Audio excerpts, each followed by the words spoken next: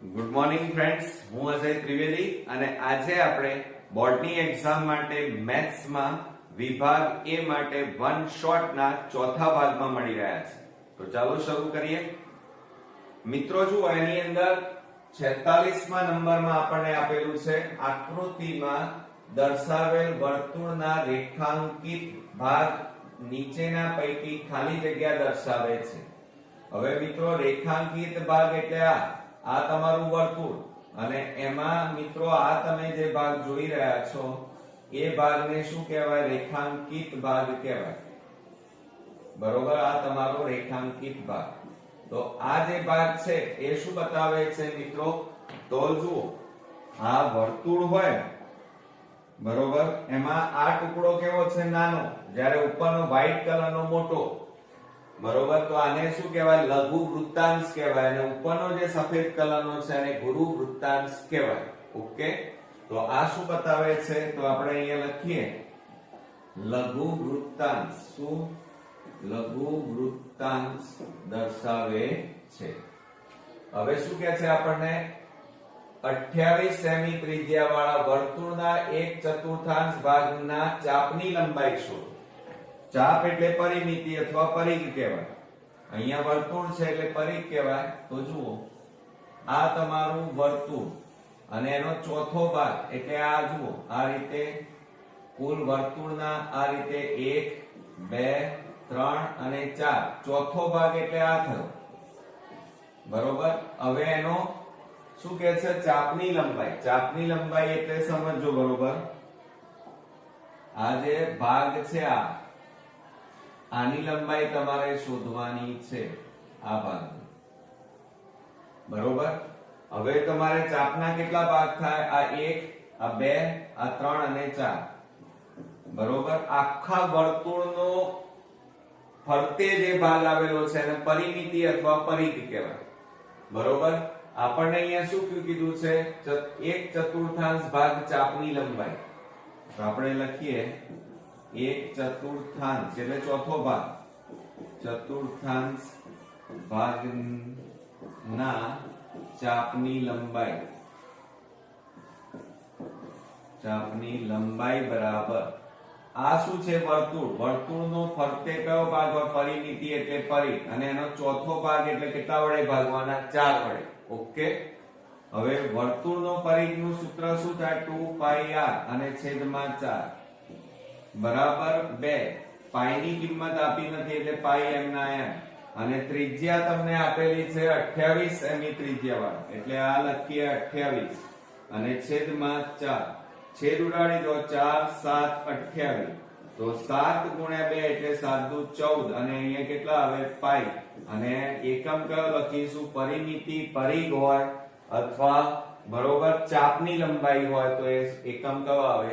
Semi. મિત્રો, આપણે 48મા નંબરની ખાલી જગ્યા જોઈએ તો r ત્રિજ્યા વાળા અને l લંબાઈના ચાપથી બનતા વૃત્તાંશનું ક્ષેત્રફળ ખાલી જગ્યા થાય. હવે ધ્યાન આપજો મિત્રો, આપણને એમ કીધું છે અહીંયા કે r ત્રિજ્યા વાળા એટલે આ એક વર્તુળ દોરીએ, એની આ ત્રિજ્યા કેટલી કીધી છે? r. l લંબાઈના ચાપથી, માની લો કે આ ચાપ છે તમારો, બરોબર, અને એની લંબાઈ કેટલી કીધી છે? l. બનતા વૃત્તાંશનું, માની લો આ ત્રિજ્યા લઈએ એ પણ r. તો આ જે ચાપની લંબાઈ થઈ એના વૃત્તાંશનું ક્ષેત્રફળ શોધવાનું છે. તો જ્યારે l અને r આપેલા હોય ત્યારે મિત્રો આ જે વૃત્તાંશ બન્યો, લઘુ વૃત્તાંશ બન્યો આટલો ભાગ, એનું ક્ષેત્રફળ શોધવાનું હોય ત્યારે એનું સૂત્ર શું થશે? જ્યારે l અને r આપેલા હોય ત્યારે ધ્યાન રાખજો કે r અને l થી બનતા વૃત્તાંશનું ક્ષેત્રફળ બરાબર કયું સૂત્ર થાય? 1/2 LR થાય. આ સૂત્ર ખાસ યાદ રાખજો મિત્રો. 49માં જો વર્તુળની પરિમિતિ અને ક્ષેત્રફળ ના અંકો કેવા હોય? સમાન સંખ્યા હોય તો વર્તુળની ત્રિજ્યા ખાલી જગ્યા થાય. હવે મિત્રો જુઓ, અહીંયા આપણને પરિમિતિ અને ક્ષેત્રફળ આપણને કેવા આપેલા છે? સમાન આપેલા. તો આપણે અહીંયા લખીએ જુઓ વર્તુળની પરિમિતિ, તો વર્તુળની પરિમિતિ બરાબર વર્તુળનું ક્ષેત્રફળ આપણને આપેલું છે, વર્તુળનું ક્ષેત્રફળ. હવે પરિઘ, વર્તુળનો પરિઘ કેટલો થાય 2πr અને વર્તુળનું ક્ષેત્રફળનું સૂત્ર કયું થાય πr². અને બંને કેવા છે સમાન સંખ્યામાં. તો હવે શું થાય છે અહીંયા 2 ગુણ્યા પાઈ ગુણ્યા r બરાબર પાઈ ગુણ્યા r ગુણ્યા r. હવે મિત્રો તમે બરોબર ધ્યાનથી જુઓ તો બંને બાજુ r r સમાન, પાઈ પાઈ ઉડી ગયા કારણ કે બંને અહીંયા સમાન શબ્દ વપરાયો છે. માટે વધ્યું શું r બરાબર 2 વધ્યા. તો ત્રિજ્યા કેટલા સેમી આવી કહેવાય 2 સેમી આવી એમ કહેવાય. તો જવાબમાં અહીંયા આપણે શું લખીશું ત્રિજ્યા બરાબર 2 સેમી અથવા 2 એકમ કહેવાય. બરોબર. જો વર્તુળની ત્રિજ્યામાં 10% ઘટાડો કરવામાં આવે તો ક્ષેત્રફળમાં ખાલી જગ્યા ટકા ઘટાડો થાય. થોડો કોમ્પ્લિકેટેડ છે પણ વાંધો નહીં મિત્રો. જુઓ આપણને એમ કીધું છે અહીંયા ટકા આપ્યા છે મિત્રો. 10% વર્તુળની ત્રિજ્યામાં 10% ઘટાડો કરવામાં આવે તો ક્ષેત્રફળમાં ખાલી જગ્યા ટકા ઘટાડો થાય. તો એનું સૂત્ર તમને આવડતું હશે, ક્ષેત્રફળમાં ઘટાડો બરાબર એનું સૂત્ર યાદ રાખજો મિત્રો. ક્ષેત્રફળમાં ઘટાડા માટેનું સૂત્ર કયું છે તો કૌંસમાં 2x - x² છેદમાં 100 અને કૌંસ પૂરો ટકા. આ સૂત્ર ખાસ યાદ રાખજો. એટલે આવો કોઈ પણ દાખલો પૂછાય ખાલી જગ્યા તો તમને આવડે. x એટલે શું લેવાનું જે ઘટાડો દર્શાવતું હોય. અહીંયા 10% નો ઘટાડો, 5% નો ઘટાડો, તો એ તમારો x લેવાય. તો આપણે અહીંયા લખી કાઢીએ. ચલો બરાબર કૌંસમાં 2 ગુણ્યા x એટલે કેટલા લેવાના 10% નો ઘટાડો એટલે 10 ઓછા x² એટલે x એટલે 10 અને એનો વર્ગ છેદમાં કેટલા આવે 100 અને કૌંસ પૂરો ટકા. માટે બરાબર કૌંસમાં 10 ગુણ્યા 2 એટલે 20 ઓછા 10 નો વર્ગ 100 છેદમાં 100 કૌંસ પૂરો ટકા. હવે ધ્યાન આપજો બરોબર. તો આ 100 ઉડી ગયા તો બરાબર શું થાય અહીંયા 20 માઈનસ અહીંયા કશું ના વધ્યું તો 1 કહેવાય ટકા બરાબર 20 માંથી 1 જાય તો કેટલા આવે 19% મિત્રો ઘટાડો થાય છે ને. એકદમ ઈઝી. પણ આ સૂત્ર તમારે ખાસ યાદ રાખવાનું છે. હવે મિત્રો આપણે 51મા નંબરની ખાલી જગ્યા જોઈએ. તો એની અંદર જો આપણને 15 સેમી ત્રિજ્યાવાળા વર્તુળના લઘુ વૃત્તાંશનું ક્ષેત્રફળ 150 સેમી સ્ક્વેર હોય તો તેને અનુરૂપ ચાપ ની લંબાઈ ખાલી જગ્યા સેમી છે. તો રકમને બરોબર સમજીએ તો જો આપણને અહીંયા શું આપેલું છે આ 15 સેમી ત્રિજ્યાવાળા એટલે આ કેન્દ્ર આ ત્રિજ્યા કેટલી આપી છે 15 સેમી ત્રિજ્યાવાળા વર્તુળના લઘુ વૃત્તાંશ એટલે આ પણ ત્રિજ્યા એનું માપ કેટલું થાય 15 અને આ ભાગ એટલે લઘુ વૃત્તાંશ કહેવાય આ બધો ભાગ અને એનું ક્ષેત્રફળ તો અહીંયા લખીએ લઘુ વૃત્તાંશનું ક્ષેત્રફળ બરાબર.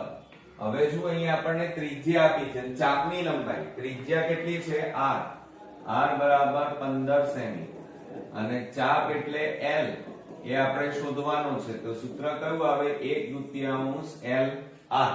ઓકે.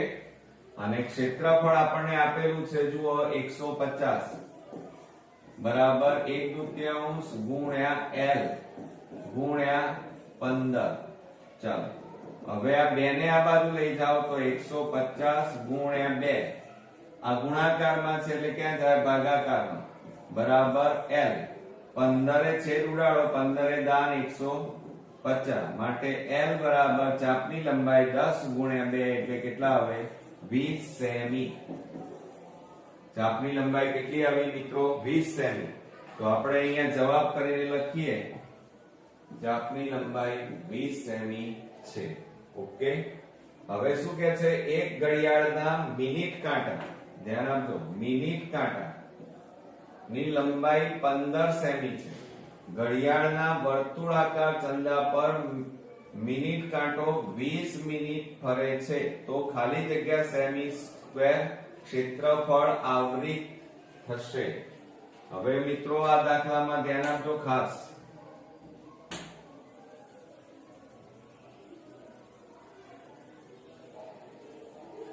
હવે આપણને અહીંયા જે પ્રમાણે રકમ કીધી છે એ પ્રમાણે પહેલા આપણે આકૃતિ દોરીએ. 52 માં આ આપણું ઘડિયાળ, એમાં આ કેન્દ્ર. આપણે માની લઈએ કે આ મિનિટ કાંટો અત્યારે ક્યાં છે? 12 ઉપર છે. કયા ઉપર? 12. આ 12 અને ત્યાંથી ફરતો ફરતો 20 મિનિટ જાય એટલે 20 મિનિટ આટલે આવે તો કેટલા કહેવાય? 15. અને બીજી 5 મિનિટ એટલે અહીંયા કેટલા આવે? 1 2 અને આટલે 3 આવે ને. 1 મિનિટ કાંટામાં આ રીતે 1 2 3 વાગે અને 4 ઉપર આવે, આટલે આવે 4 ઉપર. હવે મિનિટ કાંટાની લંબાઈ આપી છે 15 સેમી એટલે આ ત્રિજ્યા થઈ કહેવાય. એટલે r બરાબર કેટલા? 15 સેમી અથવા 15 એકમ સેમી છે. ચાલો પછી હવે ખૂણા, આ જે ખૂણો બને મિનિટ કાંટાનો એ આપણને ખબર નથી. જો આ મિનિટ કાંટો 12 થી 1 ઉપર આવે ને, બરોબર, એટલે 5 મિનિટ કહેવાય. તો 5 મિનિટમાં કેટલો ખૂણો બને? 30 અંશનો. તો આ યાદ રાખજો કે 5 મિનિટમાં 30 અંશનો ખૂણો બને. માટે આપણી કેટલી મિનિટ થશે? 5 5 10 15 ને 5 20. તો 20 મિનિટ માં કેટલો ખૂણો? તો બરાબર શું થાય? 20 ગુણ્યા 30 છેદમાં 5. 5 6 30. તો બરાબર કેટલા આવે? 20 6 120 અંશનો ખૂણો બને. તો આ શું આવ્યું કહેવાય? થીટા. તો અહીંયા થીટા બરાબર કેટલા અંશનો ખૂણો બન્યો? 120 અંશનો. આપણને પૂછ્યું શું છે? તો ક્ષેત્રફળ પૂછ્યું છે. ક્ષેત્રફળ એટલે કયું? કોનું ક્ષેત્રફળ? જુઓ, આપણે આ ભાગ જે છે એનું ક્ષેત્રફળ શોધવાનું છે વર્તુળના. તો આ કયો વૃત્તાંશ કહેવાય? લઘુ વૃત્તાંશ કહેવાય. તો આપણે અહીંયા લખીએ કે લઘુ વૃત્તાંશનું ક્ષેત્રફળ બરાબર પાઈ r સ્ક્વેર થીટા છેદમાં 360 થાય. માટે પાઈ બરાબર આપણને આપેલા નથી, બરોબર. તો 22/7 લઈએ. કેટલા લઈએ? 22/7 ગુણ્યા 360 ગુણ્યા r. r બરાબર 15 એટલે 15 ગુણ્યા 15 અને થીટા 120 મળે આપણને. ઓકે, ચાલો હવે મિત્રો આપણે છેદ ઉડાડી દઈએ. જુઓ, મીંડે મીંડે ઉડી ગયા. 12 છેદ ઉડાડો. 12 3 36 3 5 15. હવે આપણને છેદ ઉડતા નથી. તો જુઓ, 22 ગુણ્યા 5 એટલે 22 5 110 ગુણ્યા 15 અને છેદમાં કેટલા આવ્યા? 7. હવે 15 ગુણ્યા 11 કરીએ.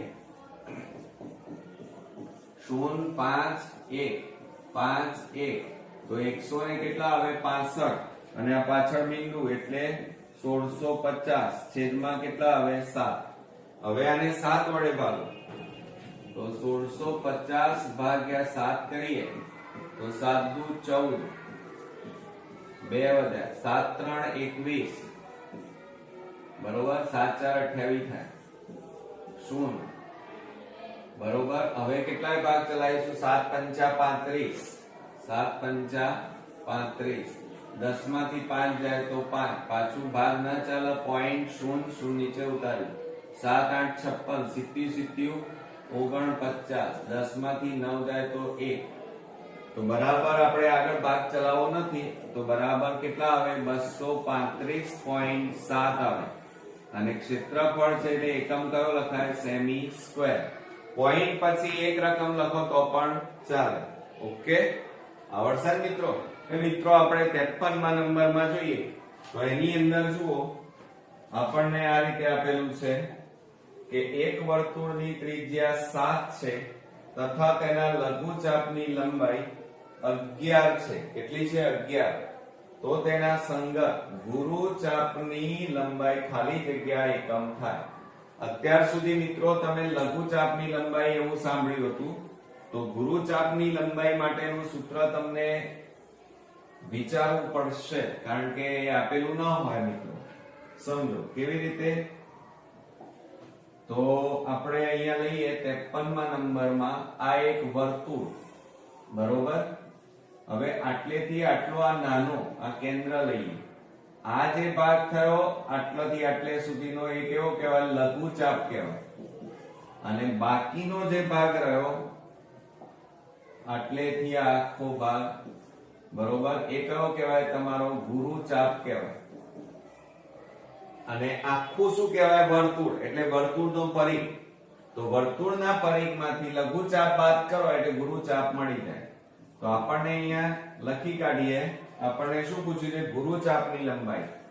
તો અહીંયા લખીએ આપણે ગુરુચાપની લંબાઈ બરાબર વર્તુળનો પરિઘ અથવા પરિમિતિ પણ કહેવાય. વર્તુળનો પરિઘમાંથી લઘુચાપની લંબાઈ તમે બાદ કરી નાખો તો બરાબર શું થાય? વર્તુળનો પરિઘ એટલે સૂત્ર શું થાય? 2πr. એમાંથી લઘુચાપની લંબાઈ એટલે 1/2 LR. આ બાદ કરી નાખો. હવે આપણને જુઓ ત્રિજ્યા આપેલી છે. ત્રિજ્યા કેટલી છે? 7. અને લઘુચાપની લંબાઈ કેટલી આપેલી છે? 11 આપી છે. કેટલી આપી છે? 11. હવે મિત્રો તમે સમજો, આ તો ક્ષેત્રફળનું સૂત્ર થયું, બરોબર. લઘુચાપની લંબાઈ કેટલી આપી છે? 11. ઓકે. તો અહીંયા કિંમતો મૂકીએ. 2 × 22/7 ગુણ્યા ત્રિજ્યા. ત્રિજ્યા કેટલી છે? 7 સેમી. 7 કૌંસ પૂરો -11. આ 7 7 ઉડી ગયા. 22 × 44 -11. બાદબાકી કરો તો કેટલા આવે? તો ગુરુચાપની લંબાઈ કેટલી મળી કહેવાય? 33 એકમ. સેમી આપ્યા હોય તો સેમી લખવાના, અને એકમ આપેલા હોય તો એકમ પણ લખી શકાય. એટલે અહીંયા મિત્રો જુઓ એકમ આપેલા એટલે જવાબ કેટલો આવશે? 33 સેમી. હવે અહીંયા લઘુચાપની લંબાઈમાં મિત્રો તમે જોજો 1/2 LR એવું સૂત્ર ના મૂકતા. કેમ? કારણ કે આપણને લઘુચાપની લંબાઈ ઓલરેડી આપેલી છે. કેટલી આપી છે? 11. એટલે આપણે અહીંયા 11 મૂક્યા. ઓકે. હવે મિત્રો આપણે 54મા નંબરમાં જોઈએ. તો એની અંદર જુઓ, જો વર્તુળની ત્રિજ્યામાં 10% નો વધારો, જો અહીંયા વધારો આપ્યો છે. આના પહેલા આપણે દાખલો ગણ્યો તો એમાં મિત્રો શું હતો? ઘટાડો હતો. કરવામાં આવે તો ક્ષેત્રફળ ખાલી જગ્યા ટકા વધે એમ કીધું છે. તો હવે એનું સૂત્ર તો હવે મિત્રો તમને આવડતું હશે. હમણાં જ આપણે ખાલી જગ્યા જોઈ છે, પણ એની અંદર ઘટાડો હતો, આની અંદર શું છે? વધારો. ઓકે. ચાલો હવે આપણે લઈ લઈએ. તો 54મા નંબરમાં જુઓ, એક વર્તુળની ત્રિજ્યામાં 10% નો વધારો કરવામાં આવે તો ક્ષેત્રફળ શોધો. તો ક્ષેત્રફળ બરાબર ક્ષેત્રફળમાં વધારો બરાબર, અહીંયા વધારો શબ્દ છે એટલે આપણે જે હમણાં સૂત્ર લખ્યું હતું, શું લખ્યું હતું? 2x. વધારો આવે તો પ્લસ આવે અને ઘટાડો આવે તો માઈનસ આવે. આટલું યાદ રાખજો. તો x² છેદમાં 100 કૌંસ પૂરો ટકા, અને કૌંસમાં આ 2 ગુણ્યા. હવે મિત્રો x એટલે કેટલા આપ્યા છે? જુઓ 10% નો વધારો એટલે x ની જગ્યાએ તમારે 10 મૂકવાના. અહીંયા 10 નો વર્ગ છેદમાં 100 આવે કૌંસ પૂરો ટકા. હવે આ બેનો ગુણાકાર કરો. 10 નું 20 વત્તા 10 નો વર્ગ એટલે 100 છેદમાં 100 થાય કૌંસ પૂરો ટકા. ઓકે. હવે આપણે છેદ ઉડાડી દઈએ. ચલો તો આ 100 ઉડી ગયા તો બરાબર કેટલા વધે? 20 વત્તા અહીંયા કશું નથી એટલે 0 ના મૂકી દેતા. કશું ના વધે તો 1 વધે આટલા ટકા. આ બેનો સરવાળો કરો એટલે 21% નો વધારો થાય. તો આપણો જવાબ કેટલો આવશે મિત્રો? જો અહીંયા લખીશું 21%. ઓકે, ચાલો હવે શું કહે છે એના પછીના દાખલામાં, જો વર્તુળના પરિઘ અને ત્રિજ્યાનો તફાવત 37 સેમી હોય તો તેની ત્રિજ્યા શોધો. ચાલો આપણે અહીંયા લખી કાઢીએ. 55 નંબરમાં આપણને શું કીધું છે? પરિઘ અને ત્રિજ્યાનો તફાવત. તો આપણે અહીંયા લખીએ પરિઘ અને ત્રિજ્યાનો તફાવત. તફાવત એટલે બાદબાકી આવે. અને કેટલો આપ્યો છે આપણને? તફાવત 37 સેમી. તો અહીંયા લખો 37 માટે શું થાય? પરિઘ એટલે 2πr માઈનસ ત્રિજ્યા એટલે r બરાબર 37. હવે અહીંયા જુઓ મિત્રો, શું કરીએ? તો આ બેમાંથી કોમન કાઢો. આપણે r કોમન કાઢીએ તો કૌંસમાં કેટલા બાકી રહે? 2π માઈનસ કશું નથી એટલે 1 બરાબર 37. બરોબર. હવે શું કહે છે? તો ત્રિજ્યા શોધો એમ આપણને કીધું છે. બરોબર. ચાલો હવે બીજું કંઈ આપણને આપેલું નથી, પણ અહીંયા લખીએ r કૌંસમાં. ચલો આપણે આ ભૂસી નાખીએ. હવે મિત્રો જુઓ, આ r કૌંસમાં 2 ગુણ્યા પાઈ ની કિંમત મૂકી દો તો 22 છેદમાં કેટલા થાય? 7. બરોબર. અને ઓછા 1 બરાબર 37. હવે r કૌંસમાં હવે લસા લો અહીંયા 7. તો 7 ગુણ્યા 2 અરે સોરી 22 નું કેટલા થાય? 44 અને છેદમાં 7 ઓછા 1 છેદમાં 1 બરાબર 37. આપણે શું કર્યું? ઉપરનાનો ગુણાકાર કર્યો. 22 નું 44 છેદમાં 7. હવે લસા લઈએ તો આ r કૌંસમાં 1 અને 7 નો લસા 7. 7 7 ઉડી ગયા એટલે 44 માઈનસ 7 ગુણ્યા 1 એટલે 7 અને બરાબર 37. માટે r કૌંસમાં 44 માંથી 7 બાદ કરો, 14 માંથી 7 જાય તો 7 એટલે 37. 37 છેદમાં 7 થાય. બરોબર. બરાબર 37. હવે જુઓ, આ બેનો ગુણાકાર કરી નાખો. r ગુણ્યા 37 r ગુણ્યા 37 અને છેદમાં કેટલા છે? 7 બરાબર 37. હવે મિત્રો તમે જુઓ, આ ભાગાકાર છે, આ બાજુ લઈ જાઓ. r ગુણ્યા 37 બરાબર 37 ગુણ્યા 7. હવે આ 37 ગુણાકાર છે તો આ બાજુ લઈ જાઓ તો બરાબર 37 ગુણ્યા 7 છેદમાં 37 આવે. હવે જુઓ, અહીંયા છેદ ઉડી જશે.